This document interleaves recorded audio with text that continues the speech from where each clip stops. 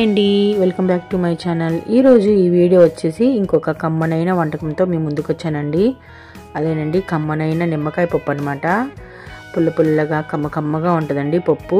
చాలా అంటే చాలా బాగుంటుంది. ఇంకెందుకు ఆలస్యం, ఈ వీడియో పూర్తిగా చూసి మీరు కూడా మీ ఇంట్లో ఒక్కసారి నేను చేసిన విధంగా చేసుకోండి. ముందుగా నేను స్టవ్ వెలిగించుకొని ఒక మట్టి పాత్ర అనేది పెట్టుకున్నాను అనమాట. ఒక గ్లాసున్నర వాటర్ పోసుకున్నానండి. అవి బాగా మరగాలి. ఈ లోపల నేను కందిపప్పు కడిగి నానబెట్టుకొని ఉంచుకున్నానండి. అలా చేయటం వల్ల పప్పు త్వరగా ఉడికిద్ది అనమాట. నీళ్ళు కూడా బాగా కాగినాయండి. నేను ముందుగా కడిగి పెట్టుకున్న కందిపప్పును కూడా కొంచెంగా వేసుకుంటున్నాను. మట్టి పాత్రలో పప్పు వండుకుంటే చాలా అంటే చాలా బాగుంటుందండి.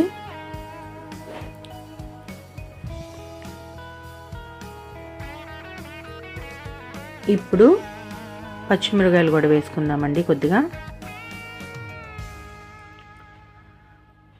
అంటే మన టేస్ట్ కొలదండి. ఇంకా మనం ఎక్కడ కారం కూడా వేయట్లేదు పప్పులో. ఈ పచ్చిమిరపకాయల కారంతోనే మనకు పప్పులోకి కారం సరిపోయిద్ది అనమాట. ఇలా పచ్చిమిరపకాయలన్నీ తుంచి వేసుకుంటున్నాను. అలాగే కొంచెం పసుపు కూడా వేసుకుంటున్నానండి. పప్పు ఉడికిందో లేదో చూద్దాము. పప్పు అయితే ఇంకొంచెం ఉడకాలండి. ఈ లోపల సన్నగా కట్ చేసి పెట్టుకున్న ఉల్లిపాయలు కూడా వేసుకుందాము.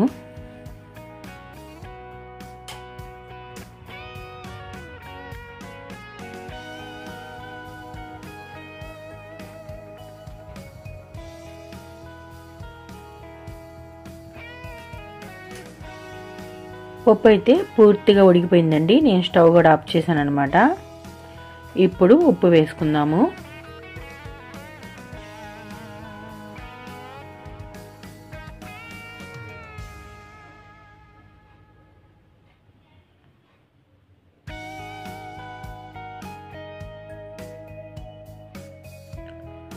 ఇప్పుడు పప్పుని మెదుపుకుందామండి.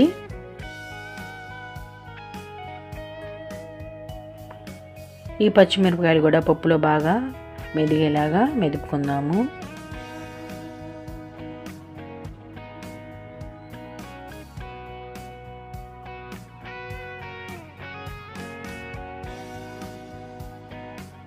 ఇప్పుడు పప్పుకి తాలింపు అనేది పెట్టుకుందామండి. స్టవ్ మీద ఇంకో ప్యాన్ పెట్టుకొని కొంచెం నూనె వేసుకుంటున్నాను.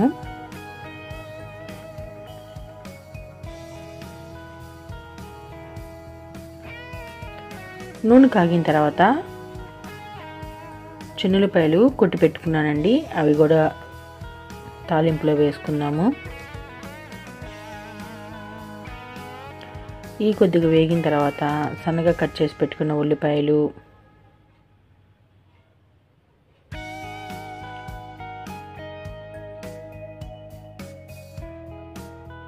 అలాగే కరివేపాకు, తాలింపు గింజలు, ఎండుమిరపకాయలు కూడా వేసుకుందామండి. నేను ప్రతి పప్పుకి తాలింపులో ఇంగువ అనేది వాడతానన్నమాట. చాలా బాగుంటుందండి. ఇంగువ వేయటం వల్ల పప్పుకి మంచి టేస్ట్ వస్తుంది. నేనైతే నిమ్మకాయ పప్పులో కూడా ఇంగువ వేసుకుంటున్నాను.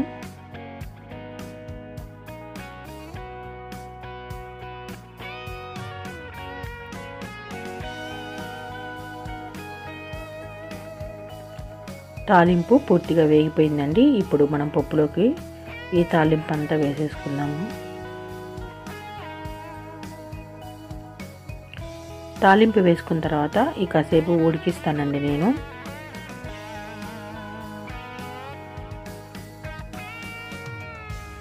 ఇప్పుడు ఉడికిపోయింది కదండి. చల్లారిన తర్వాతే నిమ్మకాయ రసం అనేది మనం పప్పులో పిండుకోవాలి.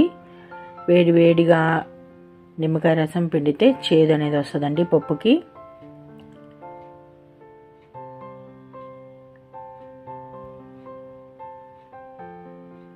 ఇలా జారుగా ఉంటేనే పప్పు చాలా బాగుంటుంది.